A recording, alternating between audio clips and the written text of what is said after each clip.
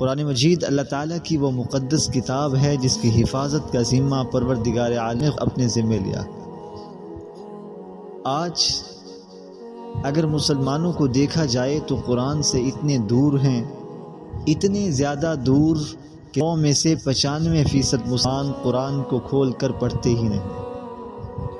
اور جو 5% ہیں ان میں سے 2% جو قرآن کی تلاوت کرتے ہیں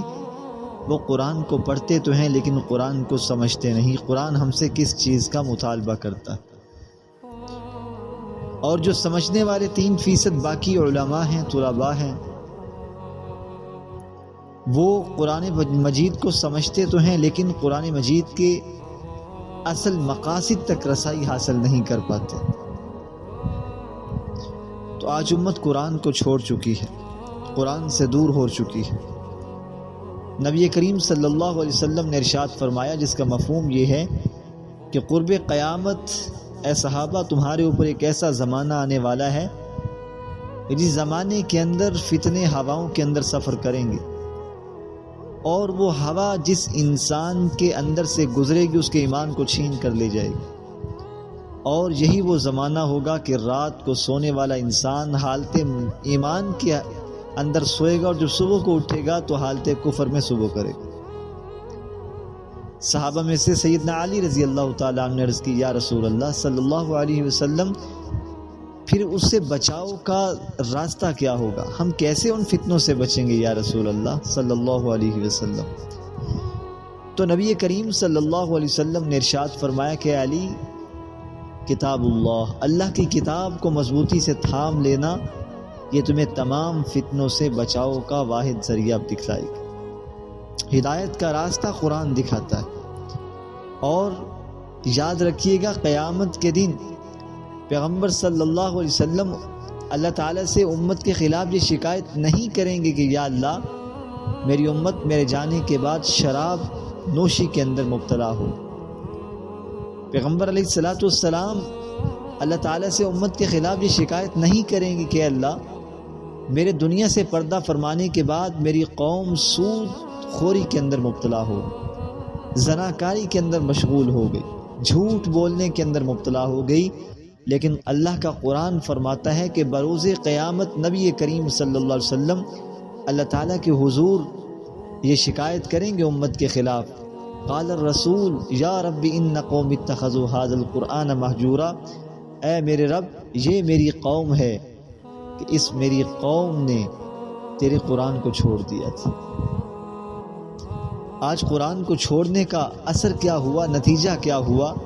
کہ آج ساری دنیا یہ جان چکی ہے کہ مسلمان اپنی مقدس کتاب سے دور جا چکا ہے، اور وہ مواقع تلاش کرتی ہے قرآن کی توہین کرنے کی، قرآن کی بے حرمتی کرنے کی، قرآن کا مذاق اڑانے کی، وہ موقع تلاش کرتے ہیں۔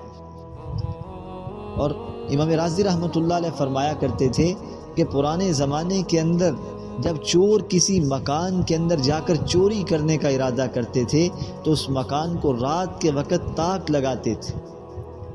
انتظار کرتے تھے جب رات کا وقت ہو جاتا اور سارے لوگ گھر والے سو جاتے، وہ ایک چھوٹا سا کنکر اور چھوٹا سا پتھر اس گھر کے دروازے کو اوپر پھینکتے اور دروازے کو مارتے تھے، اور کان لگا کر دیکھتے تھے کہ کسی کی اٹھنے کی آواز تو نہیں آئی،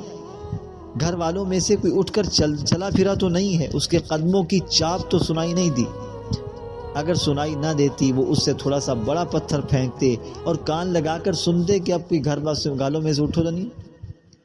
اور تیسری مرتبہ بڑا پتھر اٹھاتے اور اس مکان کے اندر پھینکتے، اور پھر کان لگا کر غور سے سنتے کہ مکان والوں میں سے کوئی بیدار تو نہیں ہوا۔ اگر بیدار نہ ہوتا تو چور سمجھ جاتے کہ یہ اب کبھی بیدار نہیں ہوں گے، چور سارا گھر کا مال سامان چوری کر کے چلے جاتے۔ آج ہمارے ساتھ کیا ہوا؟ آج ساری دنیا کا کفر جو ہے، آج یقین کریں کہ ساری دنیا کا کفر مسلمانوں کے ایمان کو آزماتا ہے۔ کبھی وہ ہمارے اصحاب رسول کے بارے میں بات کرتے ہیں، کبھی وہ ہماری مساجد کو پامال کرتے ہیں، چھوٹے چھوٹے پتھر پھینکتے ہیں ہمارے ایمان کے خلاف، اور جب وہ یہ سمجھتے ہیں کہ ایمان والے سو چکے ہیں، غفلت کی نیند کے اندر پھر ان کو موقع ملتا ہے بڑا پتھر پھینکتے ہیں، یعنی پھر وہ براہ راست قرآن کی توہین کرنے پر اتر آتے۔ اب کیا ہوا، سویڈن کے اندر عید کے دوسرے روز عالمی سطح پر اور حکومتی سطح پر قرآن مجید کی عزت کو، قرآن مجید کی حرمت کو پامال کیا گیا، اور مسلمان گھروں کے اندر سوئے ہوئے، کسی کو کوئی پرواہ نہیں۔ تو امت مسلمہ آج بیدار ہونے کا وقت ہے، آج اپنے ایمان کی